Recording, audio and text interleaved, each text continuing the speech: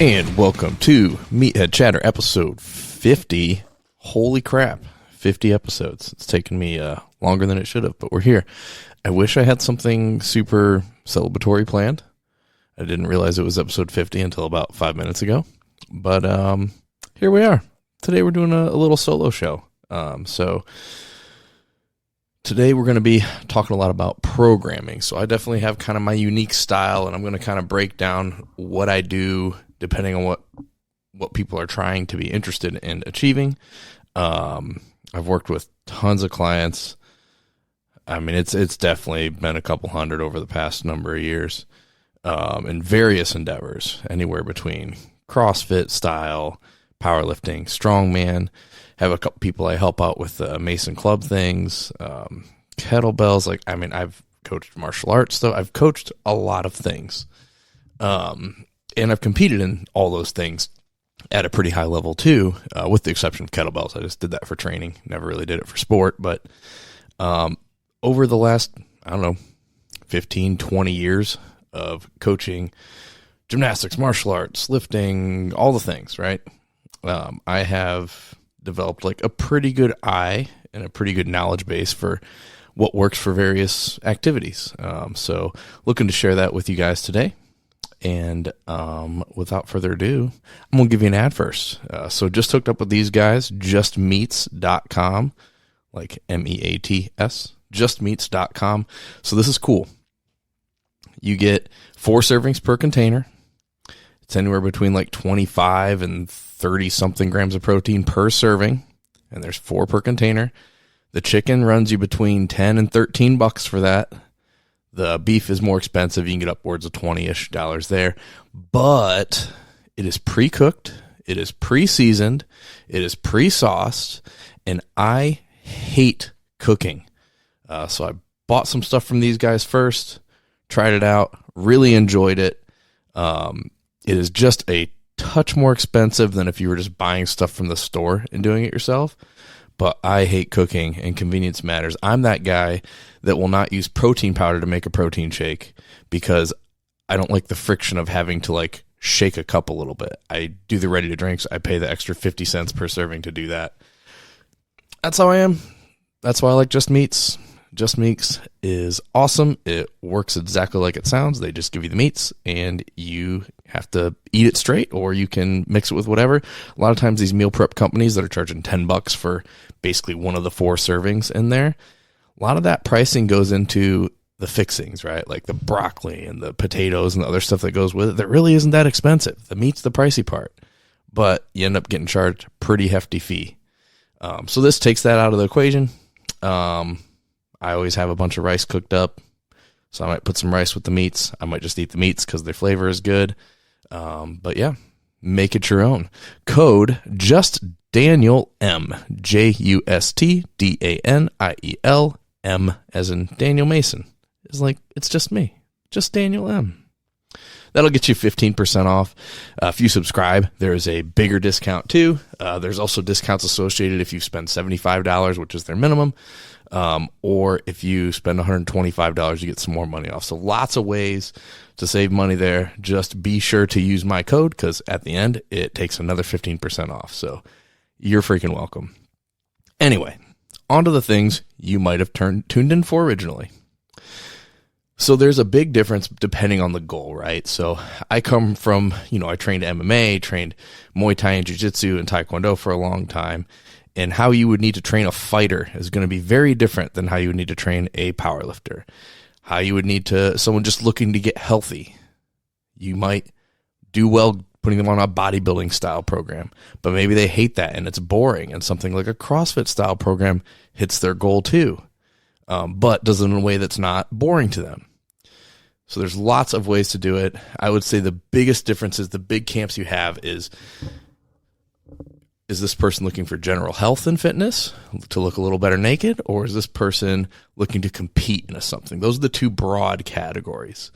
Now, the good news, if you're a trainer, unless you're like online and specifically catering to like a powerlifting crew or whatever, The good news is if you're just a general personal trainer or you're helping family people out getting in shape, they're just the general health people. And the great thing about that is literally anything can work as long as you get the nutrition dialed in, 70% of the time, and you get them lifting weights in some form or another. That can be kettlebell swinging, mace swinging, barbell work, machines.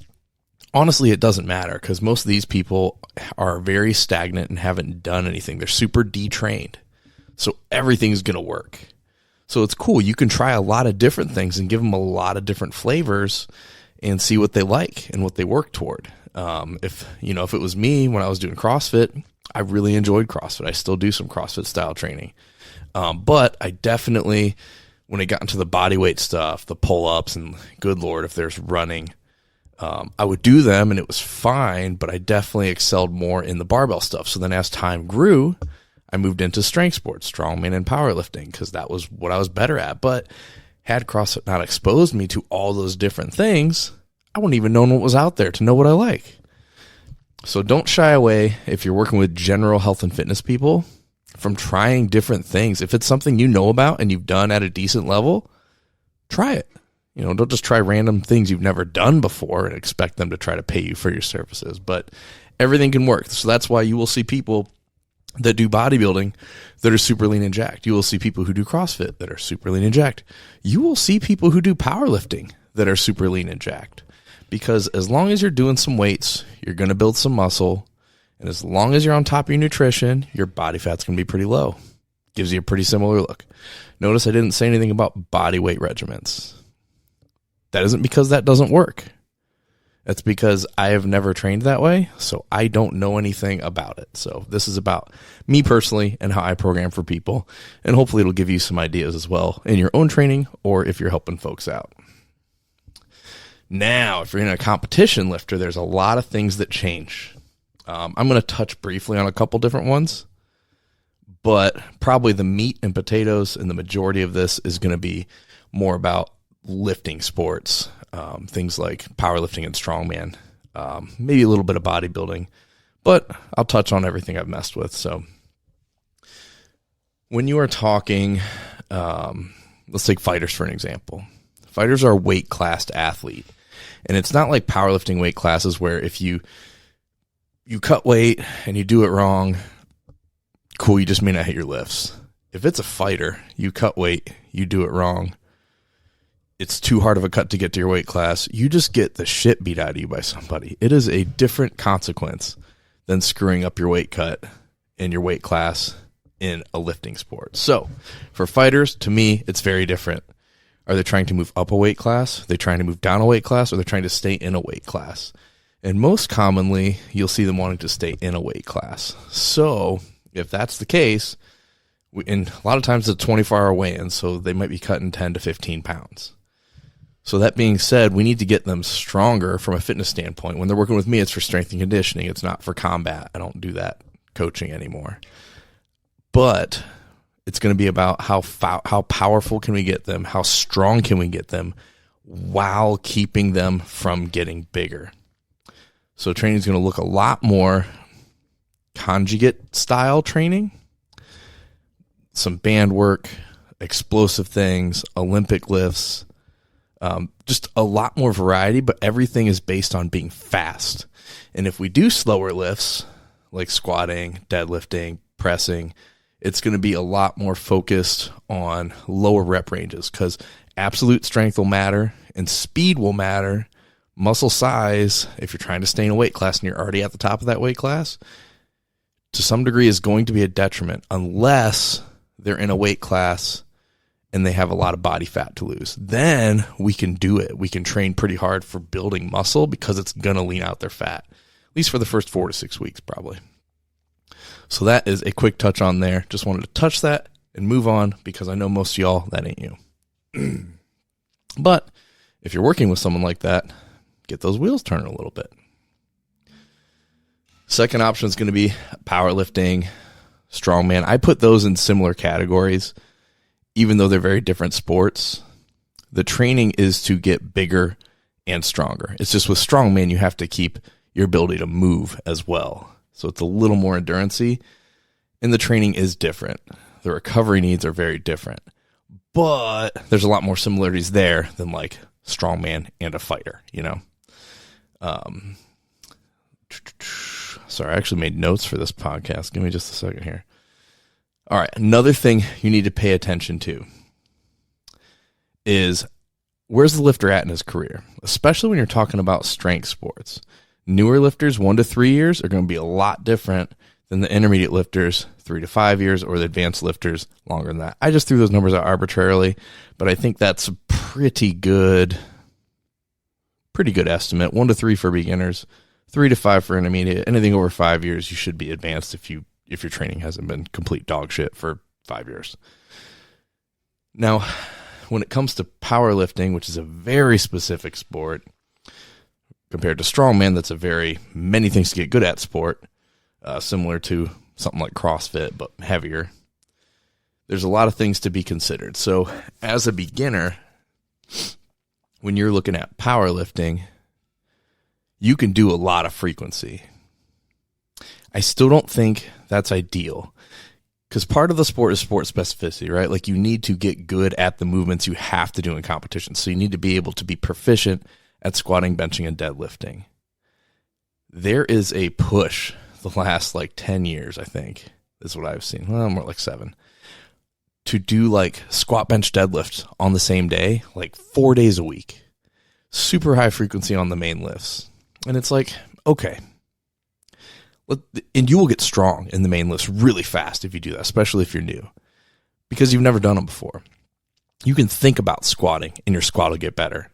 You don't even have to put a barbell on your back and it'll get better if you just think about it. If you just visualize it, you will put pounds on your squat, because that's your brain telling your body how to move, but not actually moving through it. But it's still building those neural pathways of how it would move in that situation. So there's a lot of beginner gains to be had that way, right? I am still going to say it is not the ideal way to train. Maybe for the first month. Maybe you're doing that for the first month. But seriously, how complicated is a squat, a bench, and a deadlift? They're just not. After you figure out how to hinge, deadlifting is not complicated.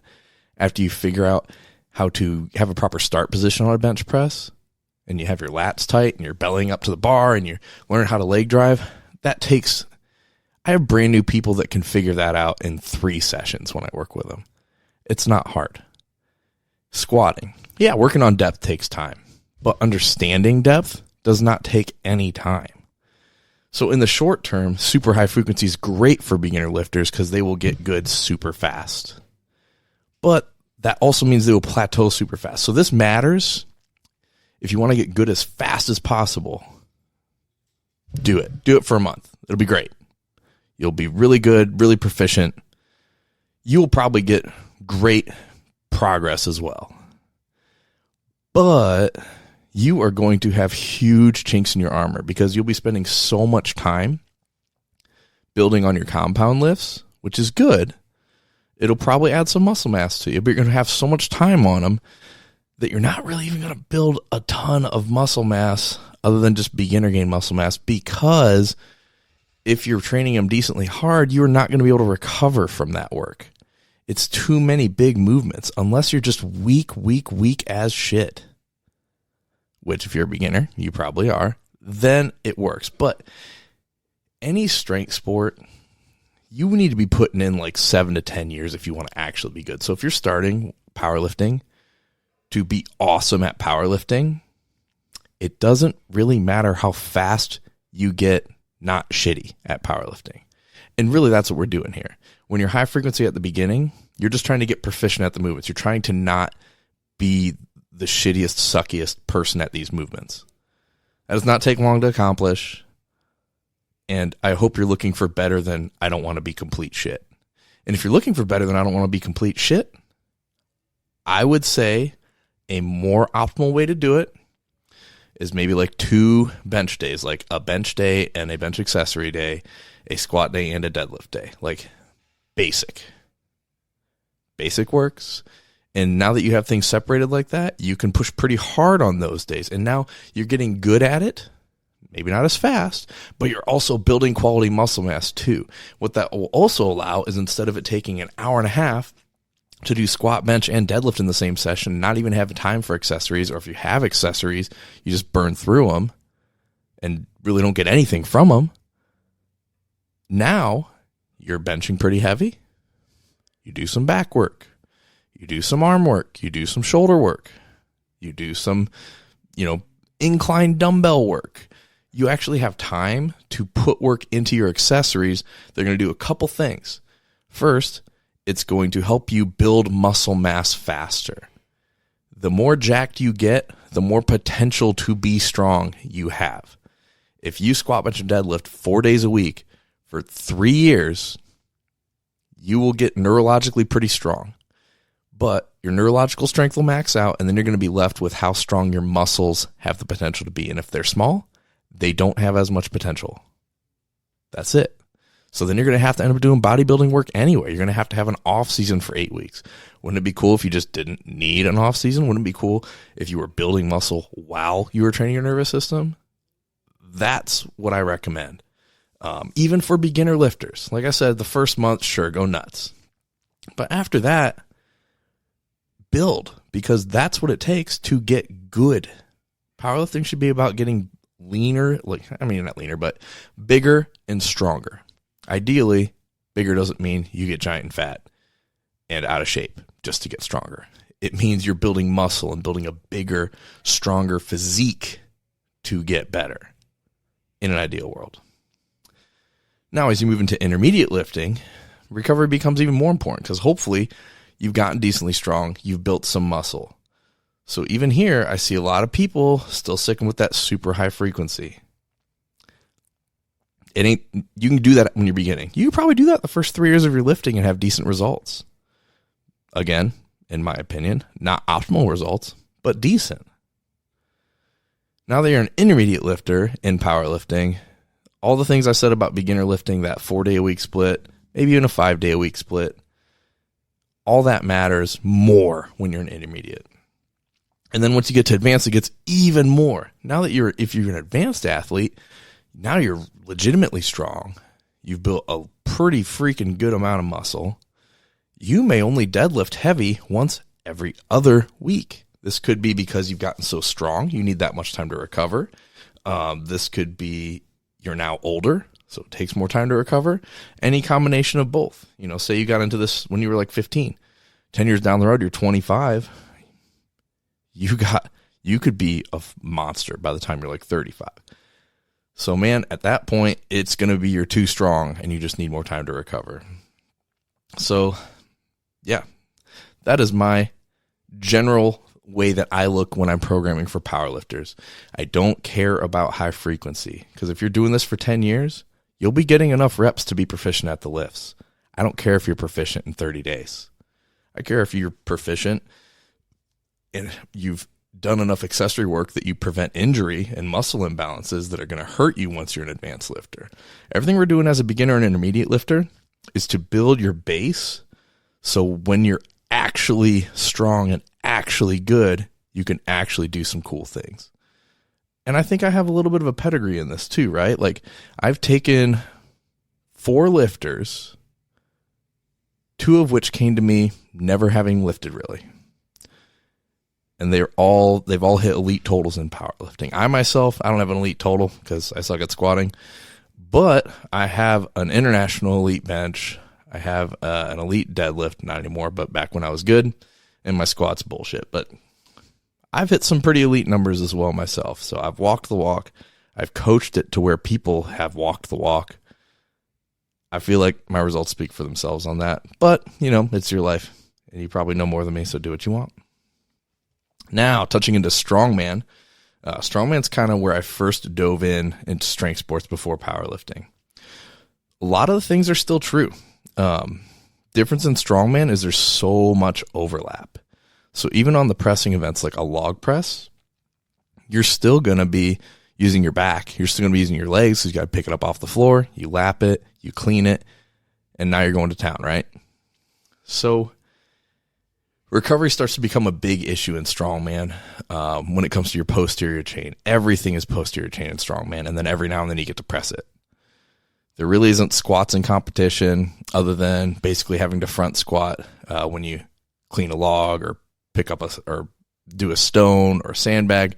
So a little bit of quad work in there, and definitely don't neglect your quads, but getting like a 3-rep max squat is not nearly as important for your programming in strongman as it is in powerlifting. So a lot of the principles from the powerlifting chat here are still true, but you just have to be a little more aware of recovery. So even more so true for strongman than for powerlifting. That being said, conditioning is awesome in strongman. There's a lot of things to get good at. I feel like, honestly, if you just ran heavy CrossFit with some strongman implements, especially in the lighter weight classes, you would do extremely well in the world of strongman. That's what I did my first 3 years competing in strongman, and I made it to nationals 2 of those 3 years. So it's definitely one way to approach it. It's honestly personal preference. You can push hard like that, but when you have a specific show, you can definitely work in those specific events, but you can still do it in a CrossFit-y style way. I would just make sure you have, if there's like a max log and a max deadlift, I would make sure you have 2 days a week, 2 out of your 4 days or 5 days a week would be devoted to more specific pushing the strength of those. But if you got a meet coming up that's all medleys and it's weights you can do, honestly, then it's going to come down to like muscle endurance and conditioning. So how you program strongman is very different depending on what show the person is prepping for. And maybe it is all medleys, but it's weights that your client can't really lift yet. Okay, then maximal strength is going to be more important, so you have to program accordingly. So strongman's a little funky, similar to how, as I keep saying, CrossFit is a little funky. Depending on the events and depending on how strong your athlete is, I could be prepping 2 people for the exact same strongman show, and it's not, the numbers aren't just going to look different. The structure of the program is going to look very different if one guy is plenty strong for the show and just needs conditioning, and the other guy or gal is too weak for the show, so conditioning isn't going to matter because we're just going to try to not zero things, right? So it's just going to look different. Now, those are kind of what I consider the more grindy lifting type things. You're squatting, you're deadlifting, you're lifting a stone. Strongman can get a little bit ballistic-y, a little bit dynamic-y, but they both have a lot of similarity. Like, you want to get bigger muscles, stronger muscles, and then strongman you have to add some conditioning and some explosiveness too. Sport like Olympic lifting, about half the kettlebell movements, like unless you're doing presses with kettlebells or squats with kettlebells, but honestly, I will say forever, it's better to use barbells for that kind of stuff. So the way I use kettlebells in training are very much focusing on the ballistic, dynamic speed part. I feel exactly like that about maces and clubs too. Whenever I use them, they're very dynamic. You get people that are in the mace community trying to be like, oh, you can squat with maces. You can lunge with maces. It's like, yeah, you can, but dumbbells and barbells are just better at the thing you're trying to do. So why would you not use them?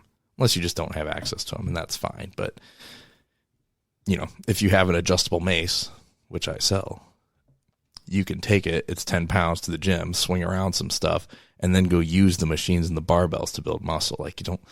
The mace is not ideal for building muscle. Don't get me started on this. I got myself started, I guess. But so for the more ballistic things, this also includes things like weightlifting, right? So Olympic lifting, for those of you in the uncultured world, the sport is called weightlifting. One word, capital W. Clean and jerk and snatch. These fit this too. So I'm putting in the ballistic and dynamic movements as things where you don't really have a controlled eccentric. So like when you're squatting, you unrack the bar, you start a descent, and then you stand back up, right? So that descent, that eccentric part, is the part that creates a lot of muscle damage, which also creates a lot of muscle growth if you're recovering properly. Think about the barbell weightlifting. Think about the Olympic lifts. You got snatch. You're starting from the floor. It's a wide grip deadlift, right? Essentially, kind of. And you're throwing it up overhead. You're dropping under it and catching it, and you're standing up. You are not getting it overhead and then squatting it and then standing it up. So your training frequency on that, on kettlebell swings, on mace 360s, on club swipes, all those things, none of them really have a controlled eccentric, right? they're all fast, explosive, jumping, flying, throwing kind of movements that don't slow down, right? So they're also by default, because they're moving faster through very interesting ranges of motion. It's not so much the kettlebell swing. It's moving faster, but it's not a super interesting range of motion. But you're talking about snatches and cleans and mace work, things like that, moving through a lot of planes, right? So that means it's going to be a much more complex movement. It's going to be a movement that requires a lot more practice. And things that don't have an eccentric will not beat you up as bad. They're not going to hit your nervous system as hard as like a heavy triple on squat 3 days a week. That'll beat you up from a neurological standpoint. Heavy snatch 3 days a week won't. Like, you'll get sore. There's some muscle work happening. There's a lot of concentric movement, but the absolute load that you're moving has to be lighter. Like, think about a deadlift. Like, say you're someone deadlifting 500 pounds. Cool. What can you clean? I don't know. 225 maybe? Ooh, I got my Bluetooth on. Boop.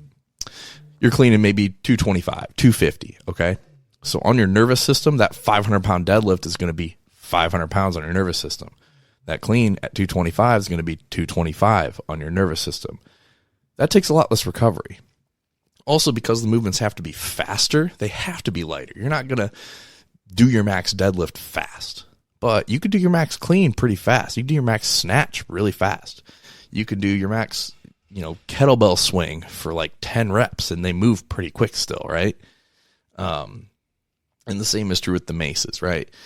So because there's no eccentric and because the movements are more complex, your skill acquisition becomes more important. Now, higher frequency training, even with more advanced athletes, matter because you got to stay good. You got to keep the skill grooved right. These skills are perishable. Like, you'll always be able to snatch okay if you snatched pretty well before, but if you stop doing it for 6 months, it's not going to look pretty when you get back to it for a while, right? It'll come back pretty quick, but there's a higher demand on specific movements, so you have to keep the frequency higher to stay good at it if you want to keep pushing the numbers up after you're an advanced lifter. You got guys like my buddy John North. He's got Team Attitude Nation.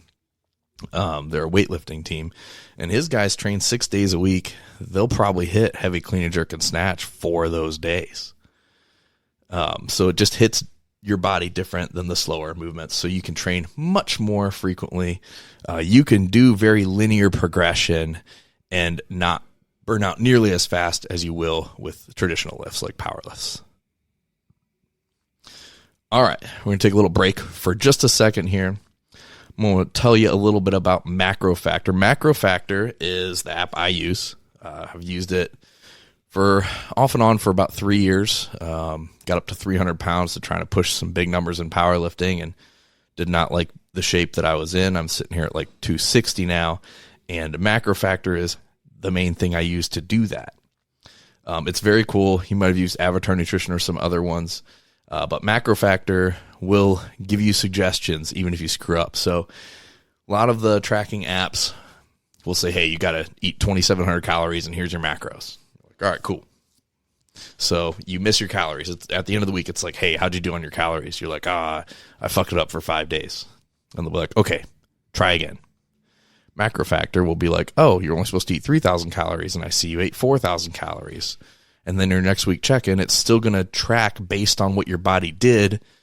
Given what you did for your food, it's still going to make edits to get it dialed in closer and closer and closer.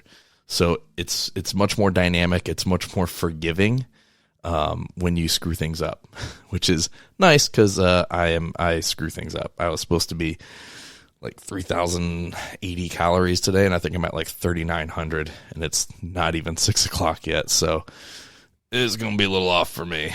On other apps, it would just say try again next week. This app will be like, well, that's why you're up a half pound. So blah, blah, blah, blah. It'll adjust and do cool things. You can use discount code Meathead, all caps, and that'll get you 2 weeks for free to try it out, see what you think. No obligation. You can always cancel it before the end of that if it's not your thing. After that, it is $12 a month, and it is awesome. I like it. I pay for mine. I like it. So I recommend it. The link will be in the description below. Feel free to check it out. All right. So I did mention linear periodization. So for those that don't know, linear periodization just means, say you're going to a 10 rep max this week, and then next week on bench, you're going to do it again and try to add 5 pounds. You just keep doing that until you can't. You could even go a little fancier and go like, this week I'm doing 10 reps. Next week we're doing 8 reps, going to push the weight up. Then down to 6 reps, going to push the weight up. And then the week after, back up to 10 reps, try to beat your other one. When you do kind of a waved linear periodization like that, you'll be able to go a little longer before you plateau. So that's one way to make it last a little longer. 5-3-1 is a really great example of that style of programming. But even then, you'll still plateau going linear because eventually that's just how life goes. You hit a plateau and you got to do some other things. It works extremely well for the beginner lifter and even pretty well for the intermediate lifter. I'd say maybe 60-40 for the intermediate lifter. And then once you get to advanced lifting, it still works. You just have to be very smart with your deloads. Definitely not what I would suggest for advanced lifters, though. I used to do this quite a bit as I was just getting into like strength sports coming from CrossFit. But man, it is also boring as hell. It is not fun, especially if you're coming from a CrossFit background where every day is different and exciting and competitive. To be like just chipping away at the exact same lifts forever, super annoying. Not a huge fan. And honestly, I think even though it probably is the way that works the best for beginner lifters are not down for the struggle yet. They are not. They're new to this. If it's boring, if you introduce friction that makes it harder for them to want to train, they won't, especially if they're not paying you in person to like have you babysit them through the sessions, right? So I think linear works pretty well for intermediate lifters. I think it's probably best put there, or a beginner lifter who just is okay with being bored. That was not me at the time. I was probably an intermediate lifter by the time I switched to stuff, but even then I hated that. So I very rarely program it, even if it works extremely well, just because I don't like it, and I feel like new people don't like it typically, and that's who it's best for. So unfortunately, doesn't really work for me. The other thing with linear is that you need deloads with it, because if you're just pushing week after week after week after week after week, eventually you're going to hit that plateau. You're going to be beat up. You're not going to be really recovered. And if you want to avoid some overuse injuries, you got to do a couple tricks. One can be deloading every 4th week, 6th week. For beginners, they may not have to deload for a really long time, which is also why it works so well for beginners. But once you're an intermediate person, probably every 6 to 8 weeks, I think is when you probably need one. I don't have a ton of data on that since I don't use it a whole lot for people, but that's what the Google tells me, and we're going to roll with it. Now, if you hate deloads, which most people do, I currently don't deload myself or my clients at all until the competition week. And this gets accomplished a couple ways. One, we're not super high frequency on all the main lifts, so you're not going to be quite as beat up anyway neurologically. And the deload is to give your nervous system a break, not your muscles. Bodybuilders typically don't have to take deloads because, they're shooting for hypertrophy. They're trying to build muscle primarily. Strength will happen, but it's not their goal. They're not peaking their strength. So they're working in the 15s, 12s, 10s, 8s, 6s, maybe at the heaviest, typically, unless they're power building. But if we're talking specifically bodybuilding, they're just not going to be lifting heavy enough, often enough, for their nervous system to be completely trashed, typically. Talk about the advanced guys, okay, we can talk a little different, but mass majority of people aren't that guy or gal. So they don't typically have to deload. But if you're peaking strength, you're touching into heavy 5s, heavy 3s, heavy doubles, heavy singles. Oh yeah, that's you. If you're linear, you're going to need that deload. And that's good. That's fine. You should take that deload. But I hate deloads, and so does everyone else. And selfishly, if you're a personal training, in-person guy, if you're training people in person and you're programming deloads, even if it's good for them, you're probably going to give them that week off and not get paid too, right? So what if there's a way to help them progress faster and you not miss a week of pay? Enter alternating linear periodization.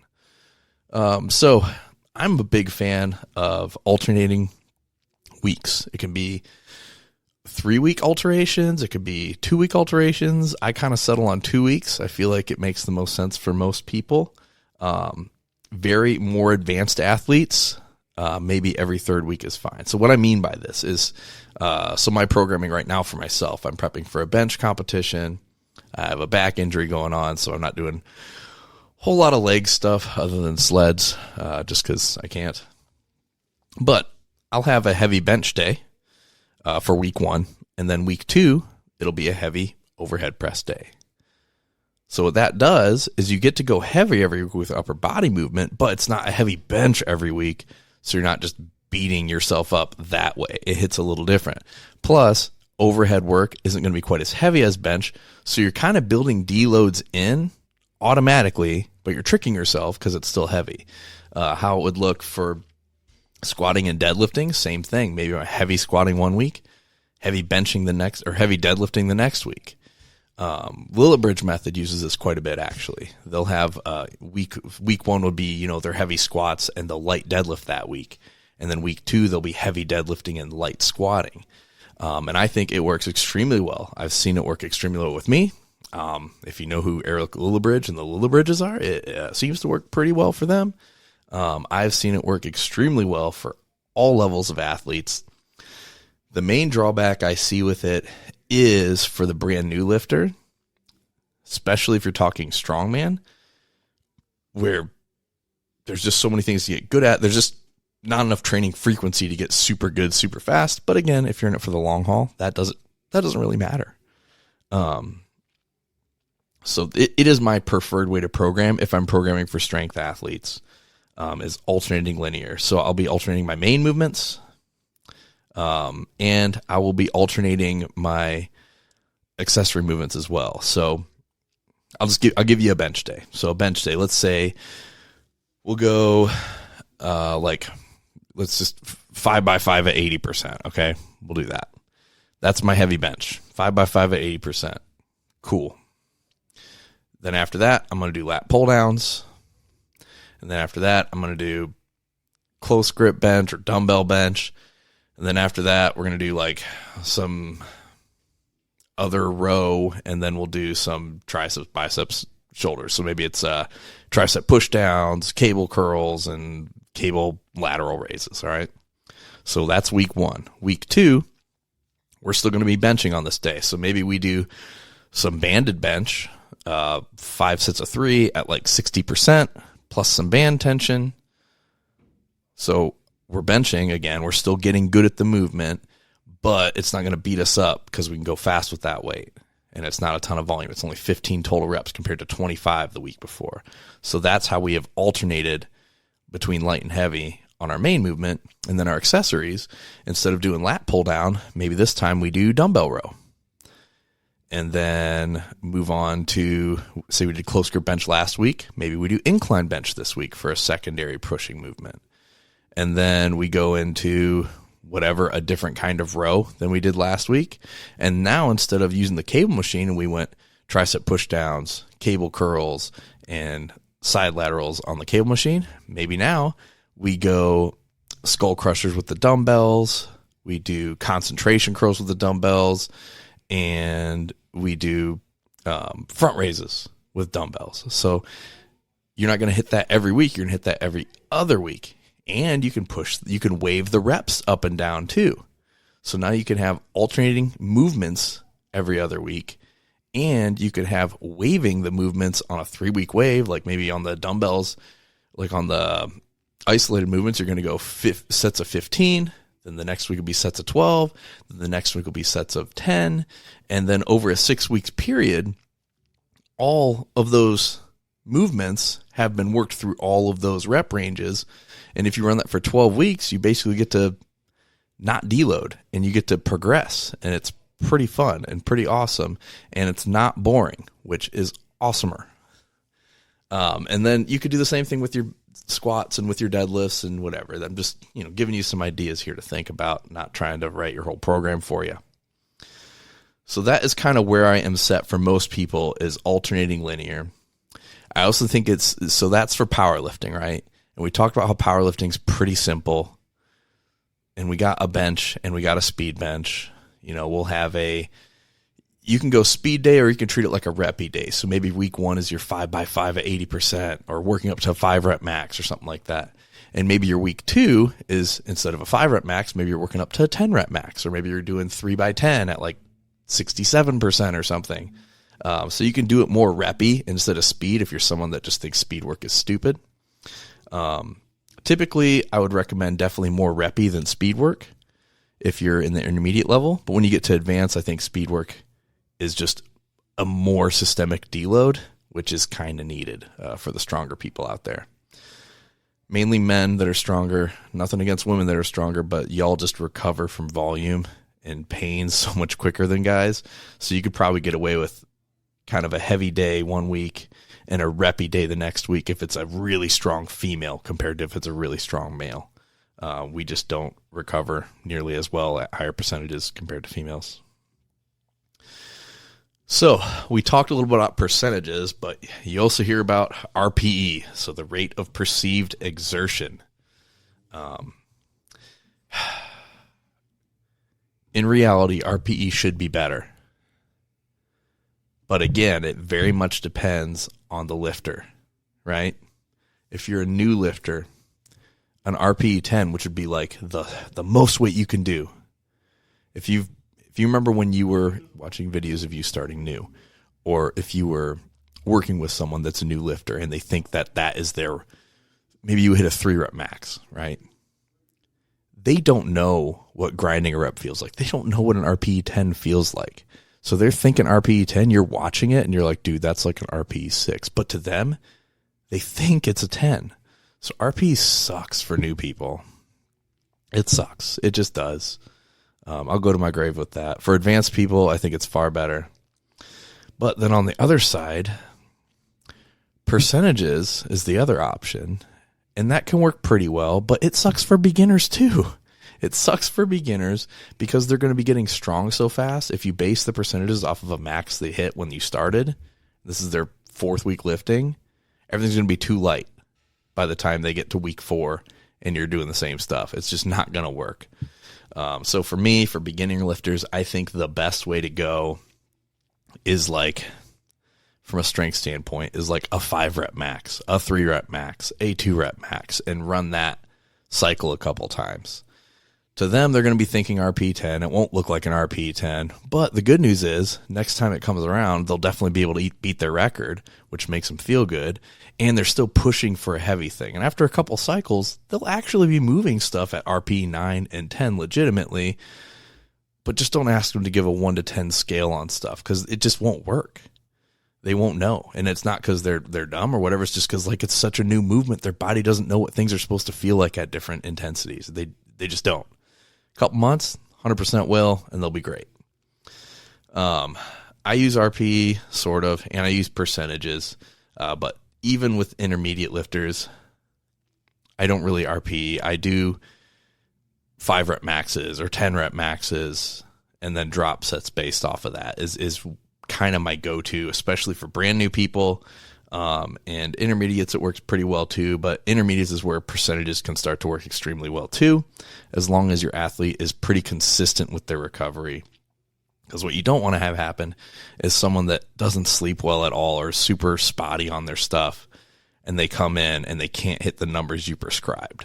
So another thing you can try to do is keeping rep ranges in there. So like maybe it's, 3 sets of 10 at 70%. Okay. Well, maybe you give it a range. Maybe it's 65 to 70%, and you put in the numbers. Maybe it's 8 to 10 reps instead of 10 reps. So 8 to 10 reps at 70%. So as long as they're in that range, it's okay. So when I use percentages, I typically use ranges, either in the reps or in the weights to be lifted, and we go by there. In the end, as long as you're doing progressive overload and they're not plateauing, it's working. So don't overthink it in your training and the people you're helping out. So there you go. That is 45 minutes. That is a super quick crash course on just how my brain works. We focused in really hard powerlifting wise. But I hope that was helpful to you guys. If you have any questions, definitely feel free to hit me up. Easiest way to find me is on Instagram at strongman_Dan. I also offer a subscription on Instagram. It's $10 a month.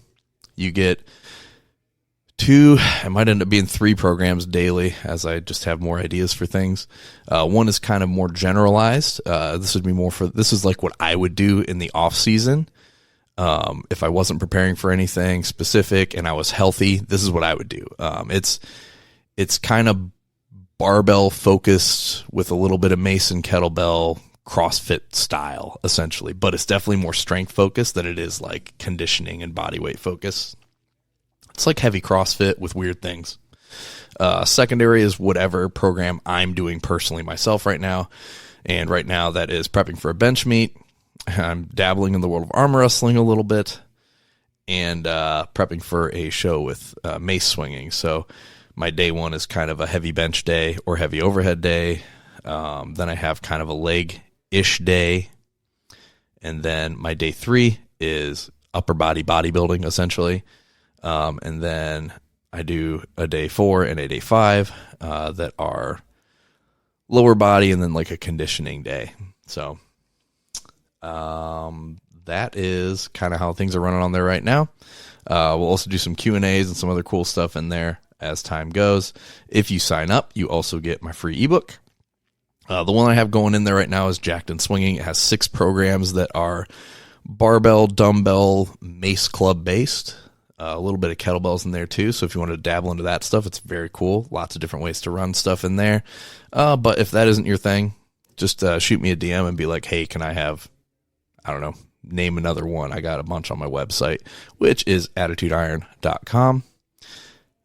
And yeah, that is all we got for episode 50. Thanks for listening along. I hope, someone stayed along to play. And we'll see you guys on 51.